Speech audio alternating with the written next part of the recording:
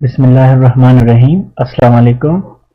आज के लेक्चर में हम स्टैक डेटा स्ट्रक्चर पढ़ेंगे एज एन एडीटी, ठीक है। और उसके बाद हम स्टैक की टर्मिनोलॉजी डिस्कस करेंगे और उसके बाद हम स्टैक पे कौन कौन से ऑपरेशंस परफॉर्म होते हैं वो हम सारे ऑपरेशंस डिटेल में देखेंगे और लास्ट में हम application of stack data structure discuss करेंगे।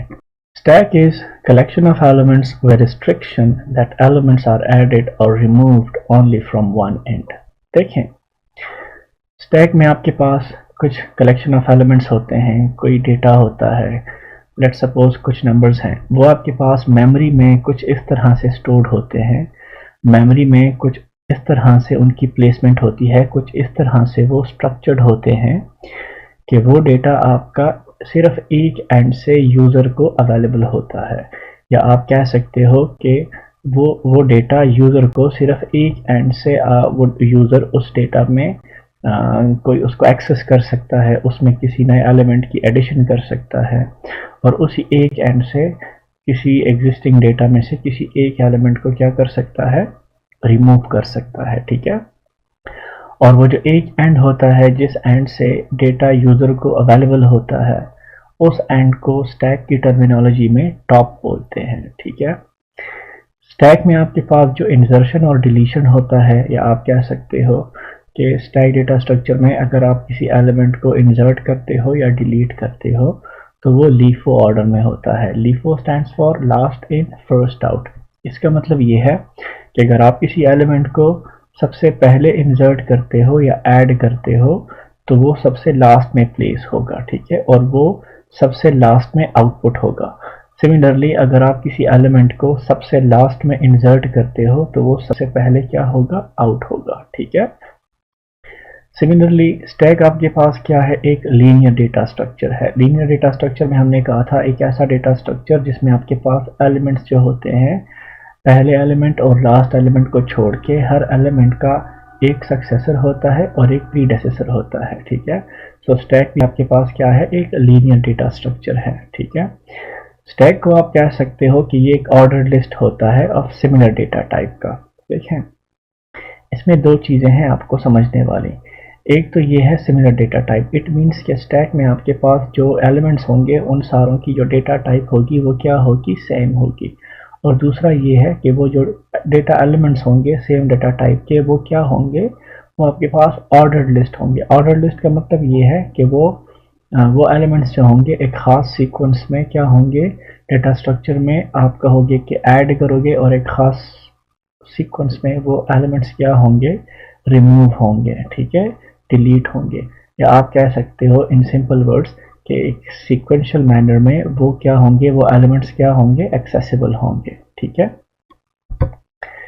स्टैक को अगर हम कहें, जनरली अगर हम स्टैक को देखें तो स्टैक की मिसाल आपके पास एक ऐसे कंटेनर की है, ठीक है। ये कंटेनर है जिसमें आपके पास स्पेस है, कैपेसिटी है, पोजीशंस हैं, कुछ ऑब्जेक्ट्स को स्टोर करने की, ठीक है। और वो कंटेनर जो है वो तीन साइड से क्लोज्ड है। क्लोज का मतलब ये है कि इस साइड से आप इन डेटा एलिमेंट को एक्सेस नहीं कर सकते हो, इस साइड से, इस साइड से और इस साइड से आप डेटा एलिमेंट्स को एक्सेस नहीं कर सकते हो। डेटा एलिमेंट्स को नए डेटा एलिमेंट को ऐड नहीं कर सकते हो या किसी एग्जिस्टिंग डेटा एलिमेंट को आप रिमूव नहीं कर सकते हो। और सिर्फ एक एंड जो है इस कंटेनर का ओपन है, ठीक है, और इसी एक एंड से आप डेटा को ऐड भी करोगे और डेटा को रिमूव भी करोगे, ठीक है। और इसी एक एंड को क्या कहते हैं, टॉप कहते हैं, ठीक है। और जो जो लास्ट वाला जो पोजीशन होता है जिसमें आपका वो वाला ऑब्जेक्ट प्लेस्ड होता है जो आपने सबसे पहले इंसर्ट किया था, उसको बॉटम कहते हैं, ठीक है। अगर आप रियल लाइफ में या जनरल लाइफ में इसकी एग्जांपल आप देखो तो जिस तरह वो जो टेनिस बॉल्स होते हैं वो जिस कंटेनर में प्लेस्ड होते हैं, तो वो आप कह सकते हो कि आपके पास स्टैक डेटा स्ट्रक्चर होता है। देखें, ये आपका बॉल नंबर 1 है, बॉल नंबर 2 है और बॉल नंबर 3 है। जब इस कंटेनर में बॉल नंबर 1 प्लेस किया जा रहा था तो बॉल नंबर 1 आपके पास पहला एलिमेंट था, ठीक है। उसके बाद बॉल नंबर 2 प्लेस हुआ, उसके बाद बॉल नंबर 3 प्लेस हुआ। अब अगर आप इस कंटेनर में से किसी एलिमेंट को बाहर निकालोगे तो सबसे टॉप पे कौन सा वाला बॉल अवेलेबल है, जो आपने सबसे लास्ट में आपने इंसर्ट किया था, बॉल नंबर 3, ठीक है। और इन बॉल्स को, इस डेटा एलिमेंट्स को आप इन बाकी तीनों साइड से, लेफ्ट से, राइट से और बॉटम से आप इनको एक्सेस नहीं कर सकते हो। और इसी एक एंड से आपके पास ये बॉल जो हैं वो क्या है, अवेलेबल हैं, एक्सेसिबल हैं, ठीक है। अगर इस कंटेनर को आप लॉजिकली थोड़ा एक्सटेंड कर दो, या आप ये कहो कि इसमें आपके पास मोर देन 3 बॉल्स को अकोमोडेट करने की कैपेसिटी है, ठीक है, तो जो नया बॉल आएगा वो इस बॉल नंबर 3 के ऊपर आएगा, ठीक है, और वो फिर रिमूव भी सबसे पहले होगा, ठीक है। सो स्टैक डेटा स्ट्रक्चर जो होता है उसकी मिसाल एक ऐसे कंटेनर की है जो 3 साइड से क्लोज हो और एक साइड से ओपन हो, ठीक है। और स्टैक की टर्मिनोलॉजी में उस एक ओपन एंड को कहते हैं top of the stack. Stack की टर्मिनोलॉजी हम देखें तो दो ही मेन टर्मिनोलॉजी यूज होती हैं स्टैक में, एक होता है पुश, एक होता है पॉप। पुश का मतलब ये है कि आप स्टैक में से किसी एलिमेंट को आप इंसर्ट कर रहे हो, ऐड कर रहे हो, ठीक है। और सिमिलरली पॉप का मतलब ये है कि आप स्टैक में से किसी एलिमेंट को रिमूव कर रहे हो। और जिस तरह हमने अभी बात की कि जो इंसर्शन होती है और ये जो डिलीशन होती है ये फ्रॉम द टॉप होती है, ठीक है।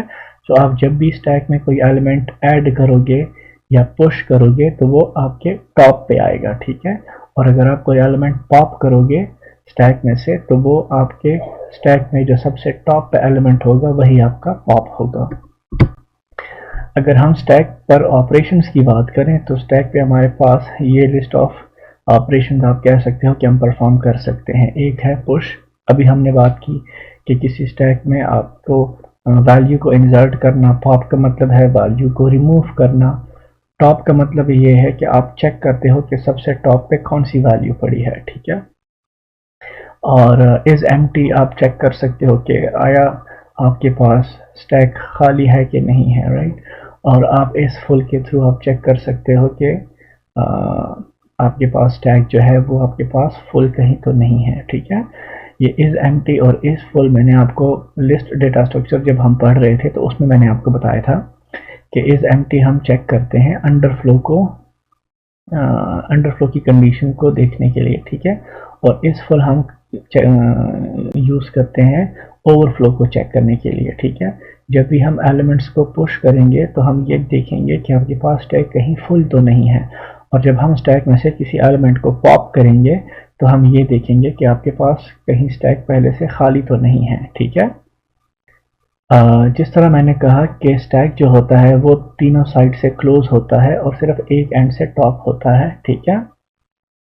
सो टॉप आप जो भी ऑपरेशन परफॉर्म करोगे तो उन सारे ऑपरेशंस में आप टॉप की वैल्यू को ज़रूर कंसिडर करोगे, या आप कह सकते हो कि टॉप की वैल्यू को जाने बगैर या टॉप की वैल्यू को प्रोसेस किए बगैर आप कोई भी ऑपरेशन परफॉर्म नहीं कर सकते हो। ना किसी एलिमेंट को आप पुश कर सकते हो, ना पॉप कर सकते हो, ना टॉप पे या सबसे ऊपर कौन सी वैल्यू पड़ी है ना आप वो जान सकते हो, ना आप ये देख सकते हो कि स्टैक में टोटल कितने नंबर ऑफ एलिमेंट्स हैं। इन सिंपल वर्ड्स टॉप की वैल्यू के बगैर आप कोई ऑपरेशन परफॉर्म नहीं कर सकते हो, ठीक है। सो डिफरेंट वक्त में आपके पास टॉप की डिफरेंट वैल्यूज होंगी, ठीक है।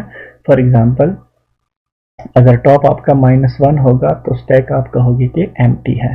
अगर टॉप आपका 0 होगा तो इट मीन्स कि स्टैक में आपके पास कितने एलिमेंट्स हैं, एक एलिमेंट है। अगर टॉप में आपके पास ms-1 है तो इट मीन्स कि स्टैक आपका फुल है। ms stands for maximum size. जो स्टैक आपका होगा उसकी एक मैक्सिमम साइज होगी जो कि हम डिक्लेयर करेंगे, ठीक है। तो अगर टॉप आपका मैक्सिमम साइज -1 तक पहुंच गया है तो इट मीन्स के स्टैक आपका फुल है, ठीक है। और अगर टॉप की वैल्यू ना -1 है, ना 0 है, ना ms-1 है तो इट मीन्स के स्टैक आपका पार्शियली फिल्ड है, ठीक है।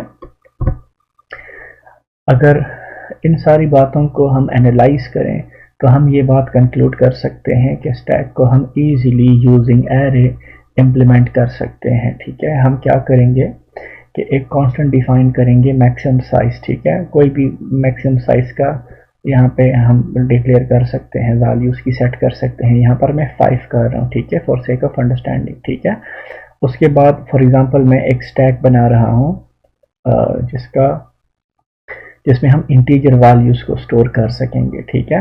सो वो क्या होगा, आपके पास इंटीजर हम एक एरे बनाएंगे जिसकी साइज क्या होगी, ms के बराबर होगी, ठीक है। और उसके बाद हमने कहा था कि आपके पास एक टॉप पॉइंटर होता है जो कि आपके पास टॉप को रिप्रेजेंट करता है, ठीक है। तो उसको हम इनिशियली क्या करेंगे, -1 देंगे, क्योंकि हम एरे के थ्रू स्टैक को इम्प्लीमेंट कर रहे हैं, ठीक है। देखें ये आपके पास वो स्टैक है जिसकी लेंथ 0 से लेकर 4 तक है, टोटल आपके पास 5 उसका साइज है, ठीक है। सो ये पोजीशन जो होगा ये मैक्सिमम साइज -1 होगा, मैक्सिमम साइज आपका 5 है, तो 5 - 1 = 4, ठीक है। और ये आपका पहली पोजीशन है स्टैक की, ठीक है। और जब स्टैक आपका खाली होता है, ठीक है, तो उस वक्त आपका जो टॉप होता है वो कहाँ पॉइंट कर रहा होता है, आप कह सकते हो कि ये हमारे पास एक लॉजिकल पोजीशन है -1, ठीक है। और स्टैक की पोजीशन यहाँ से स्टार्ट होती है 0 से, ठीक है। तो अगर टॉप आपका -1 पे होगा तो इट मीन्स कि स्टैक आपका क्या है, एम्प्टी है। और टॉप अगर आपका पहुंच जाएगा ms-1 पे तो इट मीन्स कि स्टैक आपका क्या है, फुल हो गया है, ठीक है।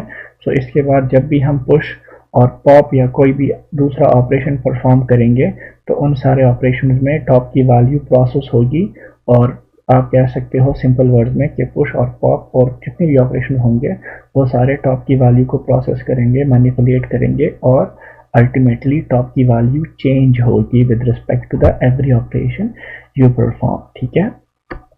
तो देखते हैं, फॉर एग्जांपल ये आपके पास एक स्टैक हमने बनाया, ठीक है, जिसका साइज 0 से लेकर 4 तक है, ये उसका -1 पोजीशन है, राइट।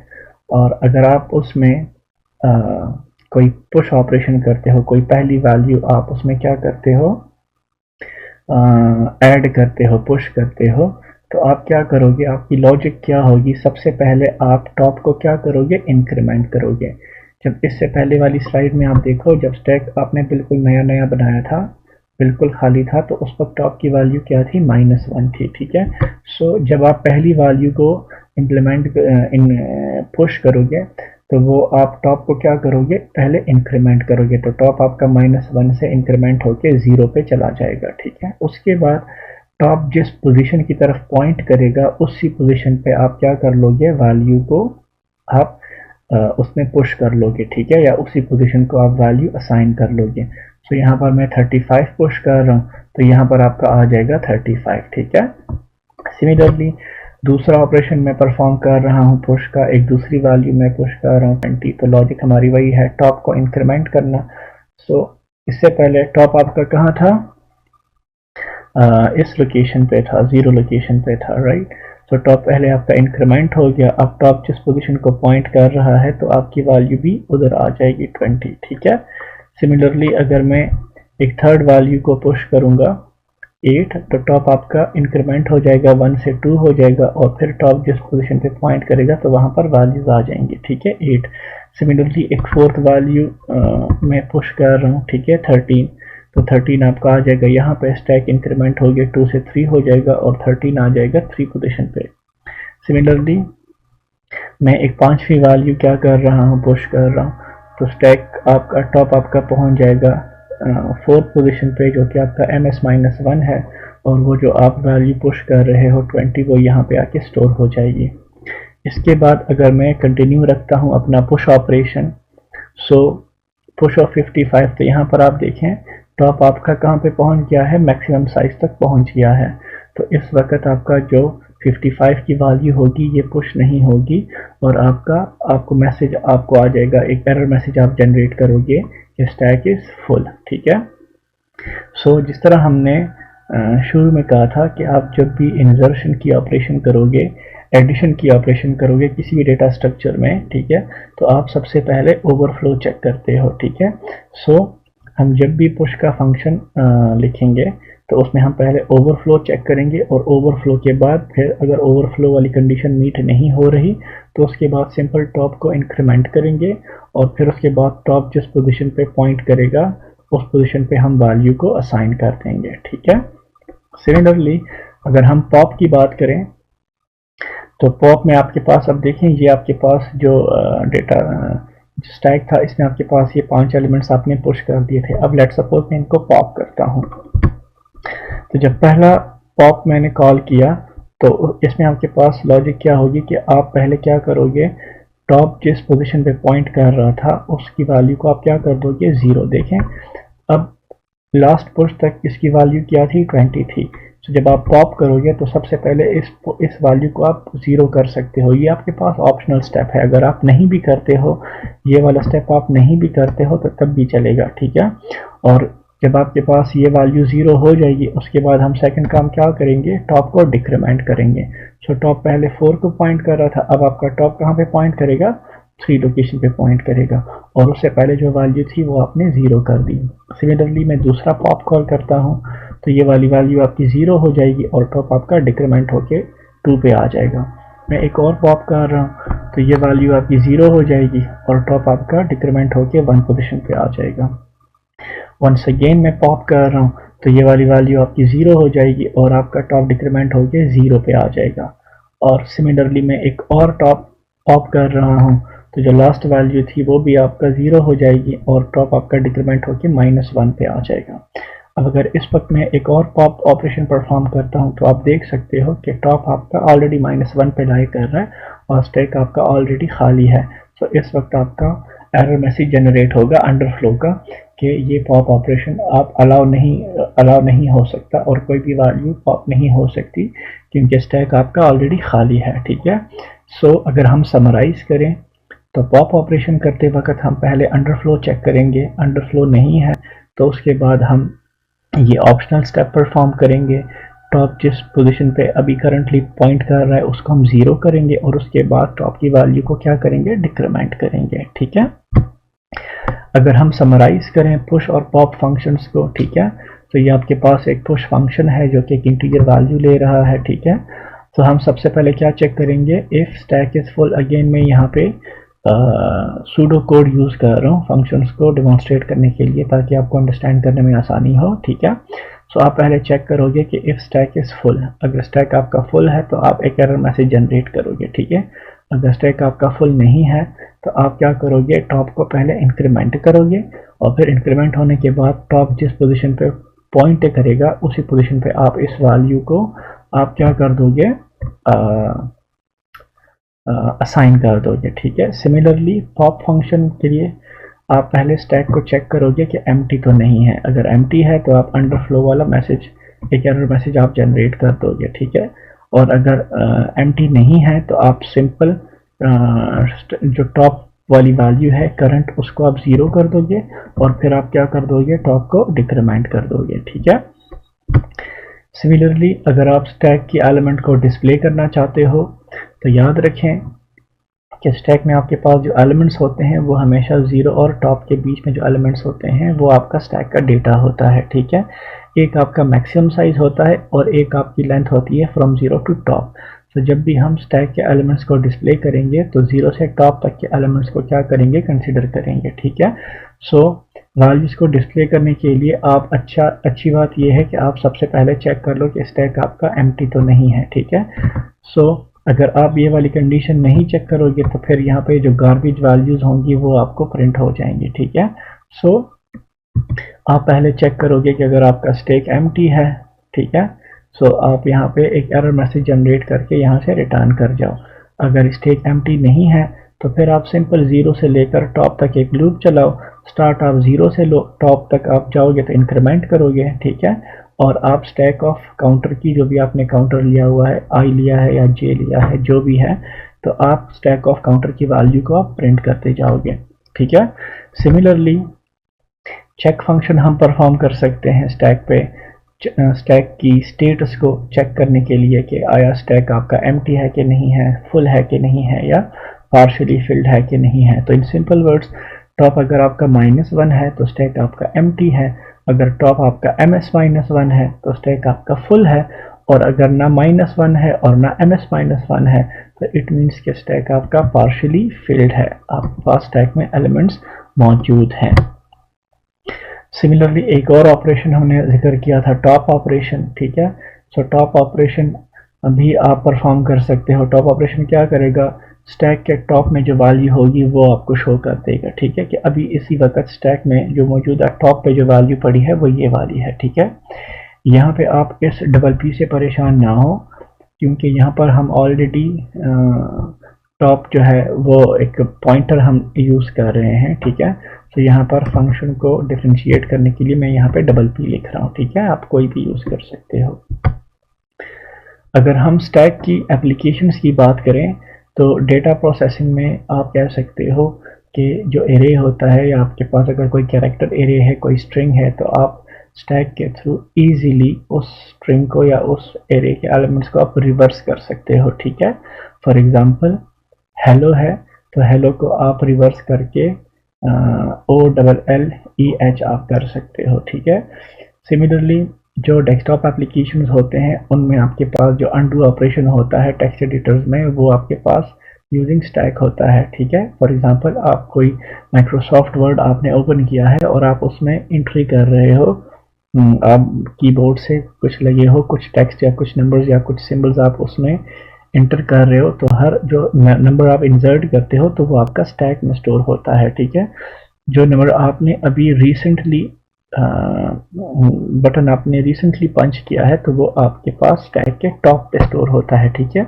और जैसे ही आप कंट्रोल जी करते हो तो कंट्रोल जी का मतलब होता है पॉप, ठीक है। सो जो आप कंट्रोल जी करते हो तो उस स्टैक में से जो रिसेंट आपने पंच किया होता है, जो एक्शन परफॉर्म किया होता है, तो वो क्या हो जाता है, पॉप हो जाता है, अनडू हो जाता है, ठीक है। सिमिलरली अगर आप लोगों को याद हो लेक्चर 2 में हमने बात की थी मेमोरी एलोकेशन में, जहाँ से फंक्शन कॉल्स हो रहे थे और लोकल वेरिएबल्स, तो वो भी आपके पास स्टैक में क्या हो रहे थे,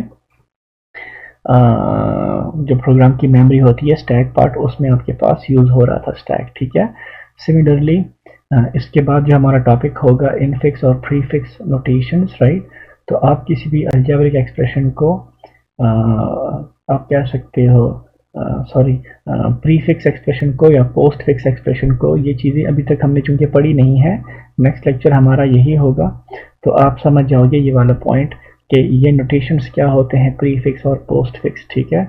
और फिर स्टैक के थ्रू हम इन नोटेशंस को कैसे हम इम्प्लीमेंट कर सकते हैं एक्सप्रेशंस को इवैल्यूएट करने के लिए, ठीक है।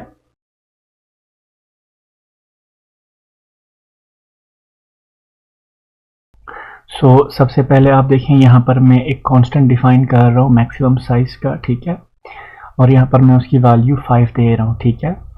और यहाँ पर मैं एक स्टैक बना रहा हूँ और उसका जो साइज़ है वो मैक्सिमम साइज़ है, मीन्स 5, ठीक है। और ये स्टैक आपका ग्लोबल में बना रहा हूँ ताकि नीचे जितने भी सारे फंक्शंस हैं प्रोग्राम में वो सारे स्टैक को एक्सेस कर सकें, राइट। फिर मैं एक टॉप वेरिएबल बना रहा हूँ, टॉप पॉइंटर, ठीक है, और उसको मैं इनिशियलाइज कर रहा हूँ -1 से, ठीक है। ऑलराइट, सबसे पहले हम देखते हैं कि पुश फंक्शन क्या होता है। मैंने आप लोगों को बताया था जब भी हम पुश एलिमेंट करेंगे स्टैक में से तो सबसे पहले ओवरफ्लो चेक करेंगे, और ओवरफ्लो के लिए कंडीशन ये है कि अगर आपके पास टॉप ms-1 है तो आपके पास क्या है, स्टैक फुल है, ठीक है। तो ये आप एक एरर मैसेज जनरेट कर रहे हो और यहाँ से आप रिटर्न कर जाओगे, ठीक है। अगर टॉप आपका ms-1 नहीं है तो फिर आपने सिंपली क्या करना है, टॉप को इंक्रीमेंट कर देना है, और फिर इंक्रीमेंट करने के बाद टॉप जिस लोकेशन पे पॉइंट करेगा उस लोकेशन पे आपने ये वैल्यू क्या कर देनी है, आपने असाइन कर देनी है, ठीक है। सिमिलरली पॉप में आपने क्या करना है, आपने अंडरफ्लो चेक करना है। अंडरफ्लो के लिए कंडीशन ये है कि अगर आपका टॉप -1 पे है तो इट मीन्स कि स्टैक आपका खाली है, और ऐसी सिचुएशन में आपने एक एरर मैसेज प्रिंट करना है और आपने यहीं से रिटर्न कर जाना है। और अगर आपका स्टैक एम्प्टी नहीं है तो आपने सिंपल टॉप को डिक्रीमेंट कर देना है, ठीक है। सिमिलरली आप स्टैक की स्टेटस को चेक कर सकते हो, ठीक है, कि वो एम्प्टी है, फुल है या पार्शियली फिल्ड है। दो कंडीशंस हैं वही, कि अगर आपका टॉप ms-1 है तो स्टैक आपका फुल है, अगर टॉप आपका -1 है तो स्टैक आपका एम्प्टी है, और अगर ये दोनों नहीं है तो इट मीन्स कि स्टैक आपका पार्शियली फिल्ड है, राइट। सिमिलरली टॉप फंक्शन क्या करता है, टॉप फंक्शन आपके स्टैक में जो टॉप वाला एलिमेंट होता है वो आपको रिटर्न करता है, या आप इस फंक्शन के थ्रू उस एलिमेंट को प्रिंट कर सकते हो, ठीक है। ये आप लोगों की मर्जी है कि आप फंक्शंस का रिटर्न टाइप रखते हो या नहीं रखते हो। यहाँ पर देखें टॉप एलिमेंट क्या हो रहा है, प्रिंट हो रहा है। सिमिलरली अगर आप स्टैक के एलिमेंट को डिस्प्ले करना चाहते हो तो एक काउंटर मैं बना रहा हूँ, ठीक है, और मैंने कहा था कि आप 0 से लेकर आप टॉप तक लूप चलाओगे और काउंटर की वैल्यू को आप इंक्रीमेंट करोगे और स्टैक ऑफ आई को आप प्रिंट करोगे, ठीक है। तो आप देखें, सबसे पहले मैंने कौन सा फंक्शन कॉल किया है, पॉप। अब इस वक्त चूंकि आपका स्टैक खाली था, कोई भी एलिमेंट नहीं था इसमें, तो आपको एरर मैसेज प्रिंट हुआ कि stack is empty and nothing to pop.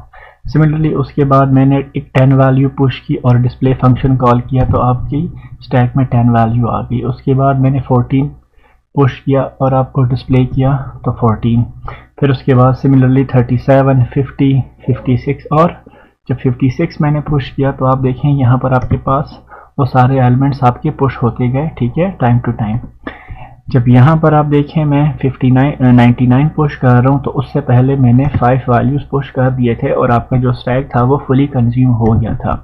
तो जब आपका ये वाला लाइन एग्जीक्यूट हो रहा था पुश 99 का, तो यहाँ पे आपको एरर मैसेज आ रहा है कि स्टैक इज फुल और 99 कैन नॉट बी पुश्ड, ठीक है। तो उसके बाद मैंने फ़ौरन जब डिस्प्ले किया तो स्टैक की पहली जो वैल्यूज़ थी वो आपको दोबारा आपको देखें यहाँ पे प्रिंट हो गई और इसमें आपको कोई 99 नज़र नहीं आ रहा। सिमिलरली उसके बाद मैं पॉप करता हूँ।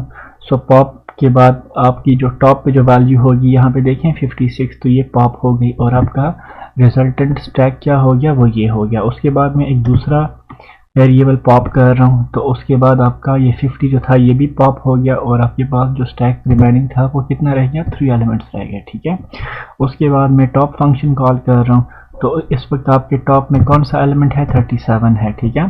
तो आप यहाँ पे तो टॉप एलिमेंट इज 37, तो टॉप का फंक्शन आपको टॉप एलिमेंट रिटर्न कर रहा है। आज के लेक्चर में हम एक छोटी सी एप्लीकेशन देखते हैं स्टैक डेटा स्ट्रक्चर की, कि कैसे आप स्टैक के थ्रू किसी भी एरे के एलिमेंट्स को या किसी भी स्ट्रिंग को आप रिवर्स कर सकते हो। स्टैक के थ्रू हम बहुत आसानी से किसी भी एरे के या किसी भी स्ट्रिंग के एलिमेंट्स को हम आसानी से रिवर्स कर सकते हैं, ठीक है।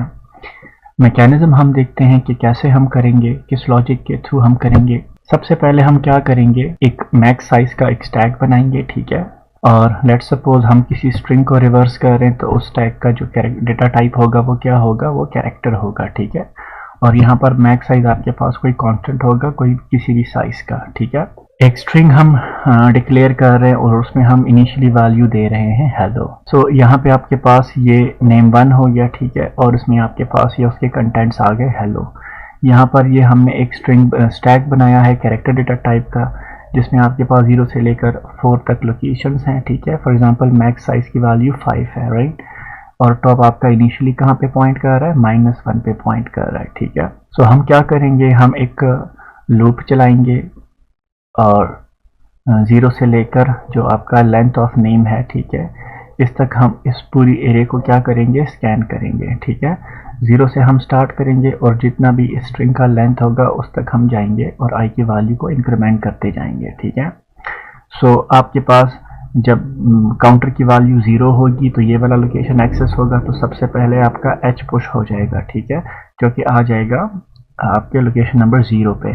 फिर उसके बाद काउंटर की वैल्यू इंक्रीमेंट होगी तो आपका 0 से 1 हो जाएगा काउंटर, तो ये ई लोकेशन की तरफ पॉइंट करेगा, तो फिर ये वैल्यू पुश हो जाएगी, ठीक है। इसी तरह ये सारी वैल्यूज पुश होते होते सबका आपका जो लास्ट वर्ड अल्फ़ाबेट है वो आपका बिल्कुल टॉप पे आ जाएगा, ठीक है।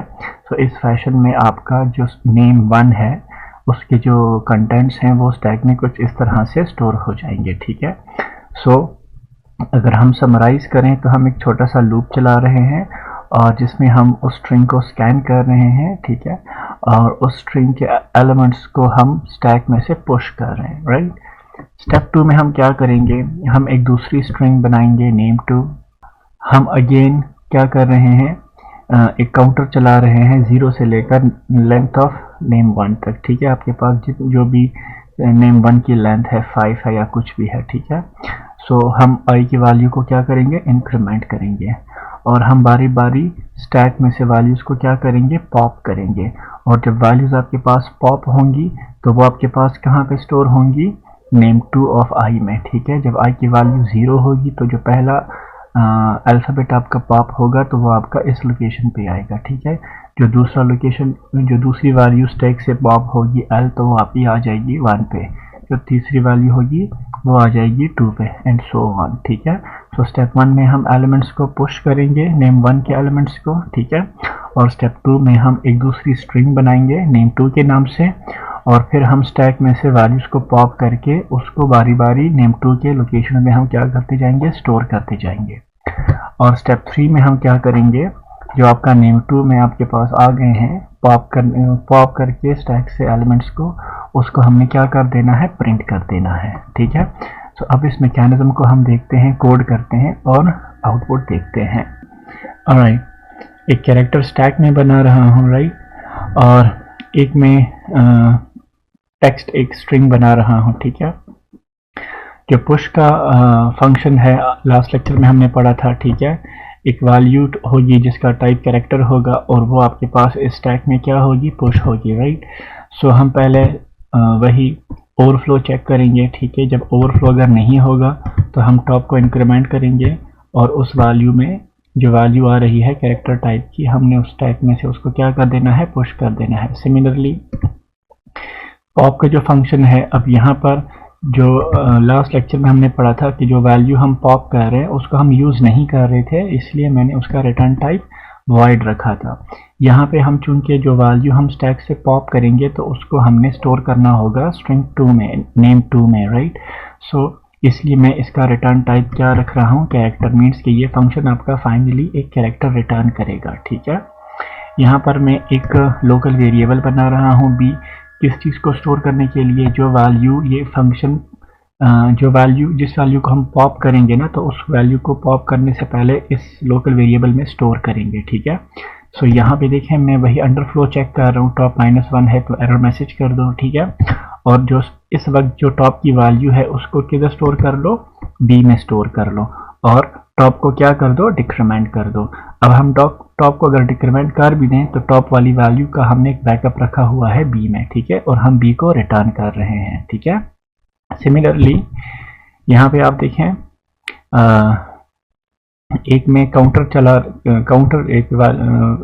मैं बना रहा हूँ आई के नाम से, और एक में एक लेंथ बना रहा हूँ जिसमें आपके पास आएगा लेंथ, ठीक है। सो बल्कि नीचे इसको हमने यूज भी नहीं किया तो इस लेंथ को रहने दें, राइट। ऑलराइट, सो मैं सबसे पहले एक मैसेज प्रॉम्प्ट कर स्क्रीन पे प्रिंट कर रहा हूँ कि इंटर सम टेक्स्ट, तो यूज़र आपका टेक्स्ट इंटर करेगा जो कि कहाँ पे जाके स्टोर हो जाएगा, टेक्स्ट में स्टोर हो जाएगा। फिर मैं उस स्ट्रिंग को क्या कर रहा हूँ, ओरिजिनल फॉर्म में वो जो स्ट्रिंग है उसको मैं सिंपल एज इट इज़ क्या कर रहा हूँ, प्रिंट कर रहा हूँ, ठीक है। तो जो मैंने टेक्स्ट यहाँ पे इंटर किया था वो ओरिजिनल फॉर्म में यहाँ पे आपका प्रिंट हो जाएगा, ऑलराइट। यहाँ से आपका स्टार्ट होता है पुश मैकेनिज्म, ठीक है।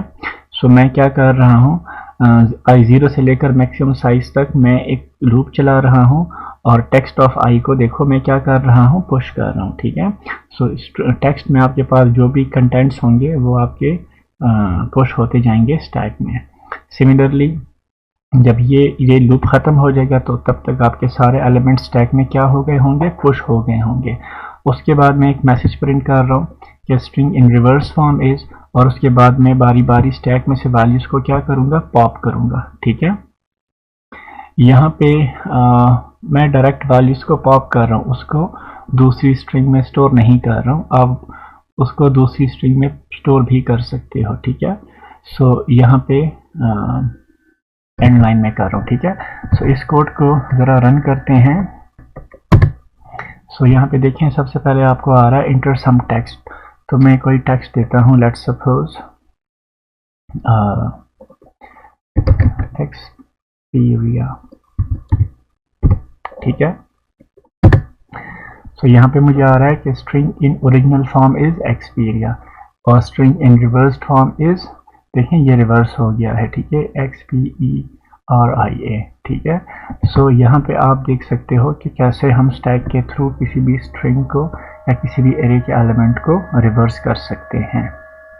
आज के लेक्चर में हम infix, postfix and prefix notations के बारे में पढ़ेंगे, और चूंकि हम इम्प्लीमेंटेशन सी लैंग्वेज में कर रहे हैं तो सी लैंग्वेज में जो ऑपरेटर्स यूज़ होते हैं उनको हम एक रिव्यू करेंगे उन ऑपरेटर्स का, और साथ साथ हम प्रेसिडेंस रूल्स भी आज के लेक्चर में हम पढ़ेंगे। So infix, postfix and prefix notation, आपके पास 3 डिफरेंट तरीके हैं किसी भी अलजेब्रिक एक्सप्रेशन को रिप्रेजेंट करने के लिए, या आप कह सकते हो कि आप अलजेब्रिक एक्सप्रेशन को इन तीनों में से किसी को भी टेक्निक को यूज़ करके आप अपने अलजेब्रिक एक्सप्रेशन को लिख सकते हो। ठीक है, यहाँ पर मैंने एक वर्ड यूज़ किया है इक्विवेलेंट का। ठीक है, इक्विवेलेंट का मतलब ये है कि अगर आप कोई एक्सप्रेशन इनफिक्स नोटेशन में लिखते हो या पोस्ट फिक्स नोटेशन में लिखते हो या प्री फिक्स नोटेशन में लिखते हो, तो वो तीनों नोटेशन आपके पास क्या होंगे, इक्विवेलेंट होंगे।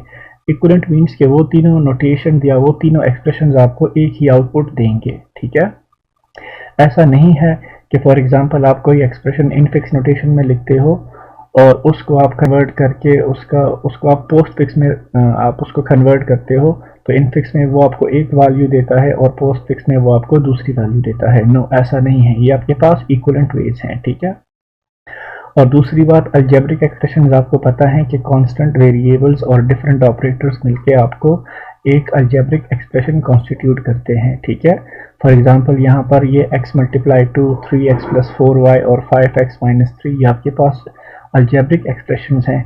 इसमें ये x आपके पास वेरिएबल है, 2 आपके पास कांस्टेंट है और ये मल्टीप्लाई आपके पास ऑपरेटर है। ठीक है, इस मल्टीप्लाई को ये 2 एक ऑपरेंड है और ये x दूसरा ऑपरेंड है। सिमिलरली x और y आपके पास वेरिएबल्स हैं और 3 एंड 4 इसके कोएफिशिएंट्स हैं और 4y एंड 3x इस प्लस ऑपरेटर के ऑपरेंड्स हैं। सिमिलरली यहाँ पे भी 3 आपके पास कांस्टेंट है, x आपके पास वेरिएबल है और 5 इस x का कोएफिशिएंट है और माइनस के लिए 3 और 5x क्या है, ऑपरेंड्स हैं।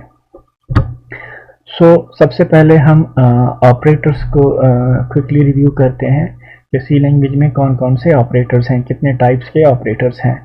ऑपरेटर्स को सबसे पहले समझते हैं कि ऑपरेटर्स क्या होते हैं। ऑपरेटर्स जो होते हैं वो आपके पास एक एजेंट्स होते हैं, या आप कह सकते हो कि एक खास एजेंट्स होते हैं जिनको आप सूटेबल ऑपरेंड्स प्रोवाइड करते हो और वो एजेंट जो है उन ऑपरेंड्स पे वर्क करके आपको कोई स्पेसिफिक टास्क आपको परफॉर्म करके देते हैं। ठीक है, और ये जो ऑपरेंड्स आप प्रोवाइड करते हो किसी भी ऑपरेटर को, तो ये इन टर्म्स ऑफ नंबर्स और इन टर्म्स ऑफ टाइप, इनका भी आपने ख्याल रखना होता है। ये चीज़ें अभी हम आगे समझते हैं। ठीक है, कि इन टर्म्स ऑफ नंबर्स का और टाइप का क्या मतलब है। तो सबसे पहले आपके पास होता है यूनरी ऑपरेटर्स। ठीक है, ये वो ऑपरेटर्स हैं जिनको एक ऑपरेंड चाहिए होता है। For example increment operator, decrement operators हम मोस्टली लूप्स में यूज़ करते हैं इनको, प्लस प्लस और माइनस माइनस। इसके अलावा एड्रेस ऑफ, ये एम्परसेंड का साइन, ये डी रेफरेंस, स्टार का साइन, न्यू और डिलीट ऑपरेटर्स हमने पढ़े थे कि आप डायनेमिक मेमोरी को एलोकेट करने के लिए ये ऑपरेटर आप यूज़ करते हो। ठीक है, new. Similarly bit wise not and जो लॉजिकल नॉट ऑपरेटर है, ये आपके पास सारे क्या हैं, यूनरी ऑपरेटर्स हैं। ठीक है, सिमिलरली दूसरे ऑपरेटर्स जो होते हैं वो बाइनरी ऑपरेटर्स होते हैं जिनको आपके पास, जिनके लिए 2 ऑपरेंड्स चाहिए होते हैं। फॉर एग्जांपल जितने भी अरिथमेटिक ऑपरेटर्स हैं, प्लस माइनस स्टार एंड ये डिवाइड वाला ऑपरेटर, ठीक है, ये सारे आपके पास क्या हैं, बाइनरी ऑपरेटर्स हैं। इन सारे ऑपरेटर्स को 2 ऑपरेंड्स चाहिए होते हैं सक्सेसफुली वर्क करने के लिए। साथ साथ ये लॉजिकल ऑपरेटर्स जो हैं एंड वाले और ये और, सिमिलरली जो रिलेशनल ऑपरेटर्स हैं greater than, less than, greater than, equal to, less than equal to वगैरह, ये सारे आपके पास क्या हैं, बाइनरी ऑपरेटर्स हैं। एक आपके पास होता है टर्नरी ऑपरेटर्स। ठीक है, जिनको मिनिमम 3 ऑपरेंड चाहिए होते हैं, मिनिमम नहीं, एग्जैक्टली 3 ऑपरेंड्स चाहिए होते हैं। ठीक है, ये वाला आपने जो हम कंडीशनल स्टेटमेंट होते हैं इफ एल्स, उसमें आपने यूज़ किया होगा। ठीक है, सो ये आपके पास डिफरेंट टाइप्स ऑफ ऑपरेटर्स हैं और ये उनकी एग्जांपल्स हैं।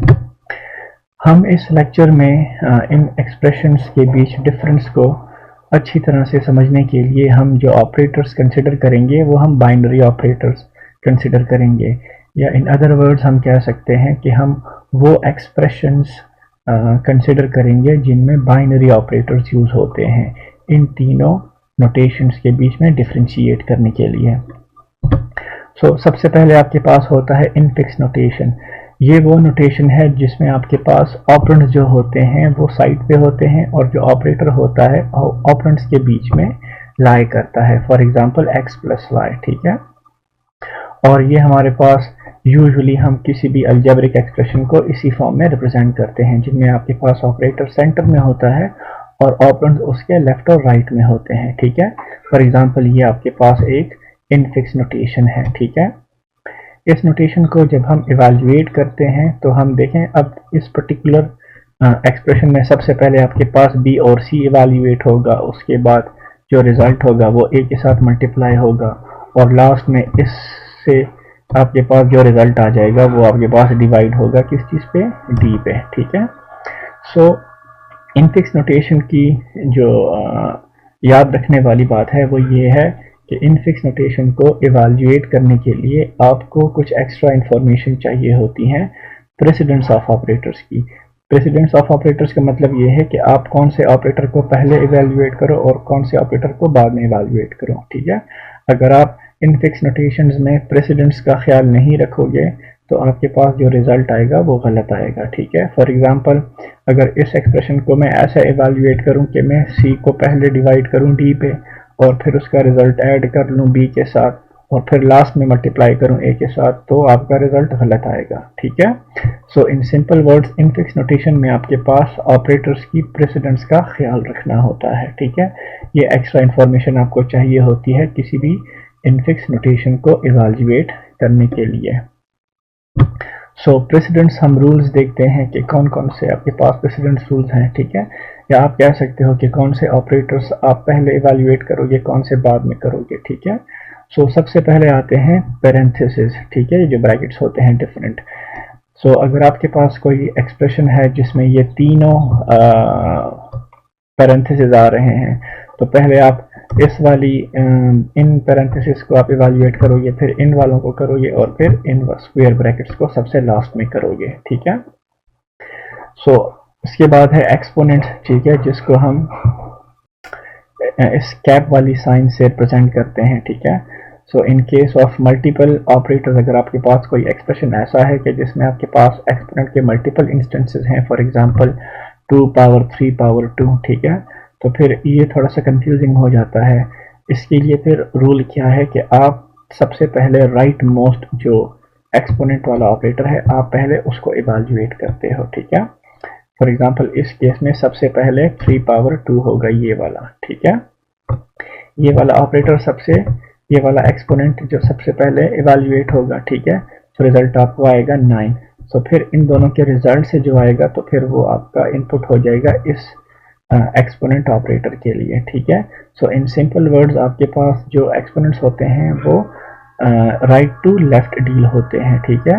राइट टू लेफ्ट का मतलब ये है कि आप सबसे पहले राइट वाले एक्सपोनेंट ऑपरेटर को डील करोगे और उसके बाद लेफ्ट वाले को, ठीक है। नेक्स्ट चलते हैं, आपके पास जो तीसरा प्रेसिडेंस होता है, आप जो कहते हो कि वेट होता है या मेजर होता है, वो होता है मल्टीप्लिकेशन एंड डिवीजन का, ठीक है। फॉर एग्जांपल आपके पास कोई ऐसा एक्सप्रेशन है कि जिसमें आपके पास ये दोनों ऑपरेटर्स लाई कर रहे हैं, ठीक है, तो फिर आप क्या करोगे, इन एक्सप्रेशन जो ऑपरेटर्स को आप क्या करोगे, लेफ्ट टू राइट डील करोगे। लेफ्ट टू राइट का मतलब ये है कि आप लेफ्ट से स्टार्ट करोगे और डिवीजन और मल्टीप्लिकेशन में जो ऑपरेटर पहले आता है आप पहले उसको हैंडल करोगे, ठीक है। सो इन सिंपल वर्ड्स पहले आपके पास ये मल्टीप्लाई ऑपरेटर इवेल्युएट होगा क्योंकि ये आपके पास लेफ्ट पे सबसे पहले आ रहा है और उसके बाद जो रिजल्ट होगा वो 2 पे डिवाइड हो जाएगा, ठीक है। सिमिलरली एडिशन एंड सब्ट्रैक्शन का जो प्रेसिडेंस है वो सबसे कम है, ठीक है। सो ये जो होते हैं, फॉर एग्जांपल आपके पास कोई एक्सप्रेशन है जिसमें आपके पास ये दोनों ऑपरेटर्स हैं, ठीक है, तो उसको भी आप लेफ्ट टू राइट क्या करते हो, डील करते हो। फॉर एग्जांपल ये एक एक्सप्रेशन है तो आप पहले प्लस वाले ऑपरेटर को क्या करोगे, डील करोगे। तो पहले आप 3 + 10 करोगे और लास्ट में जो रिजल्ट आएगा इनके रिजल्ट से आप माइनस करोगे 5 को, ठीक है। अगर ये माइनस यहाँ पे होता और ये प्लस माइनस की जगह होता तो फिर आप माइनस को पहले इवेल्युएट करते, ठीक है।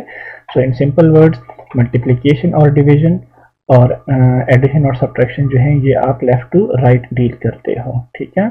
और जो आपके पास एक्सपोनेंट का ऑपरेटर है वो आप राइट टू लेफ्ट डील करते हो। अब हम आते हैं पोस्ट फिक्स नोटेशन पे। पोस्ट फिक्स नोटेशन को रिवर्स पोलिश नोटेशन भी बोलते हैं, ठीक है। इस तरह के नोटेशन में आपके पास क्या होता है, जो ऑपरेंड्स होते हैं वो आपके पास बाद में लिखे जाते हैं। उनके जो ऑपरेटर होता है वो बाद में लिखा जाता है अपने ऑपरेंड्स के, ठीक है। या आप कह सकते हो कि ऑपरेटर जो होता है अपने ऑपरेंड्स के राइट साइड पे होता है, ठीक है।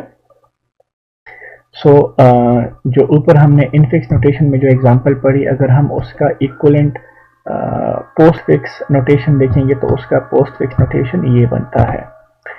इस पॉइंट पे आप लोग घबराओ मत कि इस इनफिक्स नोटेशन को हम कैसे कन्वर्ट कर सकते हैं पोस्ट फिक्स में, या ये रिजल्ट कैसे आया इस एक्सप्रेशन से। सो ये कन्वर्जन हम दूसरे लेक्चर में सीखेंगे कि कैसे आप इनफिक्स नोटेशन को पोस्ट फिक्स में या प्री फिक्स में आप कन्वर्ट करते हो, ठीक है। सो वो हम नेक्स्ट लेक्चर में करेंगे इंशाल्लाह, ठीक है। अभी आप इस वक्त ये समझो जनरल फॉर्म में, जनरल टर्म्स में आप समझो कि पोस्ट फिक्स नोटेशन क्या होता है, आप कैसे आइडेंटिफाई करोगे, ठीक है। सो जब भी आपके पास ऑपरेटर जो होगा वो बाद में आएगा उसके ऑपरेंड्स के, तो उस नोटेशन को कहते हैं पोस्ट फिक्स नोटेशन, ठीक है। अगर हम इवैल्यूएशन की बात करें कि किस लॉजिक के थ्रू हम पोस्ट फिक्स नोटेशन को इवैल्यूएट करते हैं, तो आप क्या करते हो, इस एक्सप्रेशन को फ्रॉम लेफ्ट साइड स्कैन करते हो। फॉर एग्जांपल ये आपका राइट साइड है और ये आपका लेफ्ट साइड है, ठीक है। तो आप लेफ्ट साइड से इस एक्सप्रेशन को स्कैन करते हो, और स्कैन करते वक्त जब भी आपको इनकाउंटर हो जाए कोई भी ऑपरेटर, तो उस पॉइंट पे आप स्टॉप कर जाते हो, और उस ऑपरेटर के लेफ्ट साइड पे जितने भी आपके पास दो ऑपरेंड्स हैं उनको फिर आप इवैल्यूएट करते हो। फॉर एग्जांपल लेट्स सपोज मैं अभी स्टार्ट कर रहा हूँ इस एक्सप्रेशन को इवैल्यूएट करने के लिए, तो मैं लेफ्ट साइड से स्कैन करूंगा, और यहाँ पे जैसे ही मुझे पहला ऑपरेटर इनकाउंटर हुआ तो मैं यहाँ पे स्टॉप कर जाऊंगा, और इस ऑपरेटर के लेफ्ट साइड पे कौन से दो ऑपरेंड्स हैं, बी और सी, तो मैं बी और सी को ऐड कर लूंगा, ठीक है। लेट्स सपोज बी और सी को ऐड करने से आता है पी, लेट्स सपोज, ठीक है। सो इसकी जगह इनकी जगह क्या लग जाएगा, पी लग जाएगा, ठीक है। ये यहाँ पे मैंने लिखा हुआ है, ठीक है। सो जब प्लस ऑपरेटर इवैल्यूएट हो जाएगा उसके बाद क्या होगा, एक्सप्रेशन कुछ यूं बन जाएगा। फिर आप इसको स्कैन करोगे फ्रॉम लेफ्ट टू राइट, तो आपके पास जब भी ऑपरेटर इनकाउंटर होगा, लेट सपोज ये स्टार ही ऑपरेटर इनकाउंटर होगा, तो ये इस पॉइंट पे आप स्टॉप कर जाओगे, और स्टार के लेफ्ट साइड पे आपके पास कौन से दो ऑपरेंड्स हैं, ए और पी हैं, तो ए और पी को आप क्या कर लोगे, इवैल्यूएट कर लोगे, ठीक है। लेट सपोज ए और पी की मल्टीप्लिकेशन से आता है क्यू, तो फिर नेक्स्ट स्टेप में क्यू जो होगा, क्यू और डी आपके पास ऑपरेंड्स हो जाएंगे इस डिवीजन ऑपरेटर के लिए, ठीक है। सो पोस्ट फिक्स नोटेशन जो है ये आपके पास क्या होते हैं, लेफ्ट टू राइट क्या होते हैं, इवैल्यूएट होते हैं, और आप किसी भी पोस्ट फिक्स एक्सप्रेशन को लेफ्ट साइड से स्कैन करते हो और फिर इवैल्यूएट करते हो। अब सवाल ये पैदा होता है कि वाई पोस्ट फिक्स नोटेशन, हमें क्या ज़रूरत पड़ती है कि हम इनफिक्स नोटेशन को कन्वर्ट करके पोस्ट फिक्स नोटेशन में उसको कन्वर्ट करते हैं, right. So post fix notation जो है इसमें आपको किसी भी ऑपरेटर की प्रेसिडेंस का ख्याल रखना नहीं होता। देखें, अगर आप लोग इस ऑपरेटर को देखो तो आपको एक, आप कह सकते हो कि एक हेट्रोजीनियस मिक्सचर है आपके पास, ठीक है, ऑपरेटर्स का, ठीक है। और फिर आप जो ऊपर हमने प्रेसिडेंस रूल्स पढ़े, उन प्रेसिडेंस रूल्स को फिर आप यूज़ करके इस इनफिक्स नोटेशन को इवैल्यूएट करते हो, जबकि पोस्ट फिक्स नोटेशन में आपको कोई एक्स्ट्रा इंफॉर्मेशन कीप करने की ज़रूरत नहीं है, याद रखने की ज़रूरत नहीं है। आप सिंपली क्या करते हो, लेफ्ट टू राइट इस एक्सप्रेशन को स्कैन करोगे, जब भी आपको ऑपरेटर आ जाएगा आप स्टॉप कर जाओगे, और उस ऑपरेटर के लेफ्ट साइड पे जितने भी ऑपरेटर दो ऑपरेंड्स होंगे, सॉरी दो ऑपरेंड्स, तो वो दो ऑपरेंड्स आप एज ए इनपुट दोगे उस ऑपरेटर को, ठीक है। सो आपको ऑपरेटर की प्रेसिडेंस का ख्याल नहीं रखना होता पोस्ट फिक्स नोटेशन में। दूसरा ये है कि जो सबसे ज़्यादा कंफ्यूजन क्रिएट करते हैं इनफिक्स नोटेशन में वो ये ब्रैकेट्स होते हैं, ठीक है। फॉर एग्जांपल यहाँ पर मैं कहता हूँ कि प्लस का जो प्रेसिडेंस है, जो वेट है वो कम है मल्टीप्लाई से, लेकिन यहाँ पे हमने इसको बी प्लस सी को हमने इंक्लोज किया है पैरेंथेसिस में, ठीक है। सो इसकी वजह से हम इस बी प्लस सी को पहले इवैल्यूएट करते हैं, ठीक है। So in simple words infix notation में जो ब्रैकेट्स होते हैं वो आपके पास आपकी प्रायोरिटी को, या आप कह सकते हो कि प्रेफरेंस को चेंज करते हैं, ठीक है। सो पोस्ट फिक्स नोटेशन में आपके पास कोई ब्रैकेट्स यूज नहीं होते हैं, ठीक है। आपके पास सिंपल ऑपरेंड्स होते हैं और ऑपरेटर्स होते हैं, ठीक है। तीसरी बात जो बड़े मजे की है वो ये है कि हम पोस्ट फिक्स एक्सप्रेशंस को और सिमिलरली जो प्री फिक्स एक्सप्रेशंस होंगे अभी हम पढ़ने वाले हैं, उनको हम इम्प्लीमेंट कर सकते हैं using stack data structure. Last lecture में हमने स्टैक डेटा स्ट्रक्चर पढ़ा था, ठीक है। सो इंशाल्लाह आने वाले लेक्चर में हम स्टैक को यूज करके हम इनफिक्स नोटेशन को पोस्ट फिक्स में कन्वर्ट करेंगे, और फिर पोस्ट फिक्स नोटेशन को हम इवेल्युएट भी यूजिंग स्टैक करेंगे, ठीक है। सो ये वो रीजंस हैं जिनकी बेस पे हम पोस्ट फिक्स नोटेशन को क्या करते हैं, प्रेफर करते हैं। एक और नोटेशन है pre fix notation. Pre fix notation में आपके पास जो ऑपरेंड होता है वो पहले आता है, और फिर उसके ऑपरेटर जो होता है वो पहले आता है, और ऑपरेंड्स उसके बाद में आते हैं। For example x plus y को अगर हम प्री फिक्स नोटेशन में लिखें तो प्लस एक्स वाई होगा, ठीक है। और इसको पॉलिश नोटेशन बोलते हैं। पोस्ट फिक्स को रिवर्स पॉलिश नोटेशन बोलते हैं, और प्री फिक्स को पॉलिश नोटेशन बोलते हैं, राइट। सो अगर हम इस इनफिक्स एक्सप्रेशन को अगर हम कन्वर्ट करें प्री फिक्स एक्सप्रेशन में, तो इसका इक्वलेंट ये एक्सप्रेशन बनता है, ठीक है। अगेन मैं आपको बता दूं कि आप इस बात से मत घबराओ कि ये रिजल्ट कैसे इस गिवन एक्सप्रेशन से आया है। हम नेक्स्ट लेक्चर में बाकायदा कन्वर्जन सीखेंगे कि कैसे आप इनफिक्स नोटेशन को कन्वर्ट करते हो पोस्ट फिक्स में या प्री फिक्स में, ठीक है। अभी आप ये समझो कि अगर आपके पास कोई गिवन प्री फिक्स नोटेशन में कोई एक्सप्रेशन आपको गिवन हो, तो उसको आप किस लॉजिक के थ्रू आप क्या करोगे, इवेल्युएट करोगे। तो इस केस में आपका जो एक्सप्रेशन होगा वो फ्रॉम राइट साइड से स्कैन होगा। डी आपका राइट है और ये आपका लेफ्ट है। सो आप इस साइड से स्कैन करोगे, जब भी आपके पास ऑपरेटर आएगा तो आप स्टॉप कर जाओगे, और ऑपरेटर के राइट साइड पे जो दो ऑपरेंड्स होंगे उनको आप इवेल्युएट कर लोगे। फॉर एग्जांपल मैं डी से स्कैन कर रहा हूँ, प्लस आ गया, मैं स्टॉप कर गया, और प्लस के राइट साइड पे कौन से दो हैं, बी और सी, तो मैं बी प्लस सी कर लूंगा, ठीक है। उसके बाद मैं फिर स्कैन करूंगा, और late suppose B plus C से आता है पी, तो फिर मैं यहाँ से स्कैन करूंगा तो फिर आ जाएगा आपके पास स्टार, तो फिर ए और P, let suppose B plus C से पी आता है तो ए और पी क्या हो जाएंगे, मल्टीप्लाई हो जाएंगे, एंड सो ऑन, ठीक है। सो प्री फिक्स नोटेशंस में और पोस्ट फिक्स नोटेशन में आपको वही बात है कि आपको प्रेसिडेंट्स रूल्स को आपको याद रखने की जरूरत नहीं है, कोई एक्स्ट्रा ब्रैकेट्स नहीं होते हैं, और पोस्ट फिक्स की तरह हम प्री फिक्स नोटेशन को भी यूजिंग स्टैक बड़ी आसानी से इम्प्लीमेंट कर सकते हैं, ठीक है। ये आपकी जो फंडामेंटल आप कह सकते हो जो नॉलेज है इनफिक्स और पोस्ट फिक्स और प्री फिक्स एक्सप्रेशन के बारे में, उसको कंक्रीट करने के लिए आपके पास कुछ एग्जांपल्स हैं। फॉर एग्जांपल कोई एक्सप्रेशन अगर इनफिक्स में ऐसा है तो पोस्ट फिक्स में ऐसा होगा और प्री फिक्स में ऐसा होगा, ठीक है। ये कन्वर्जन इंशाल्लाह हम नेक्स्ट लेक्चर में डिस्कस करेंगे कि कैसे आप इनफिक्स एक्सप्रेशन को पोस्ट फिक्स में और प्री फिक्स में कन्वर्ट करते हो।